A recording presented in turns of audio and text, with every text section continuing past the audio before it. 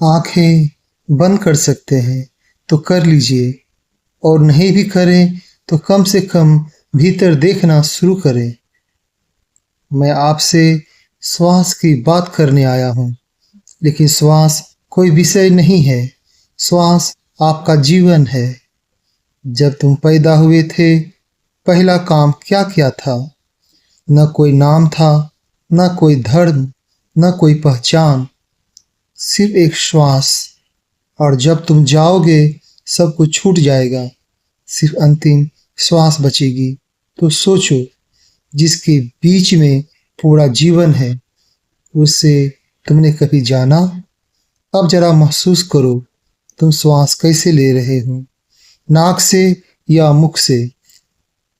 अधिकतर लोग बिना जाने मुख से सांस लेते हैं और फिर कहते हैं जीवन में शांति नहीं है। कैसे होगी? तुमने जीवन के द्वार को ही गलत पकड़ रखा है। नाक सिर्फ एक अंग नहीं है, वह तुम्हारे भीतर प्रवेश का एक पवित्र मार्ग है।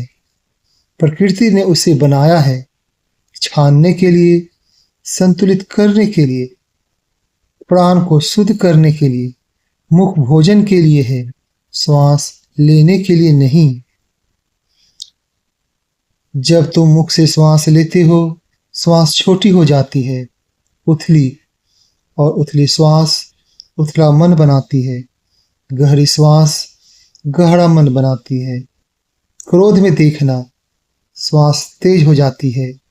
वासना में देखना, श्वास अस्थिर हो जाती है।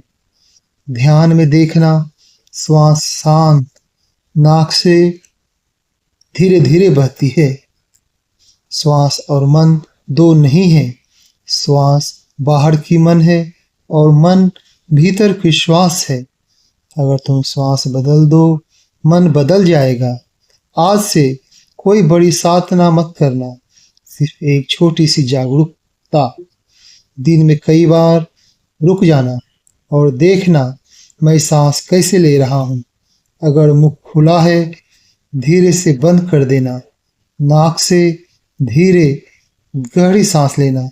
कोई जोर नहीं, कोई प्रयास नहीं, बस स्मरण।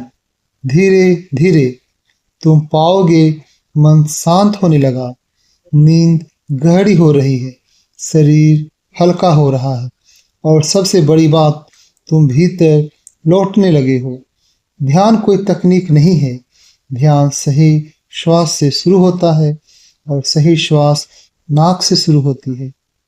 आज कोई संकल्प मत लो, संकल्प में ही तनाव होता है। बस जागो, सांस लेते रहो, चलते हुए जागो, सोते हुए जागो, और एक दिन तुम पाओगे श्वास तुम नहीं ले रहे, श्वास स्वयं चल रही है, और वहीं से ध्यान का जन्म होता है। ओम। शांत हो जाओ, श्वास को सुनो, वही तुम्हारा गुरु है।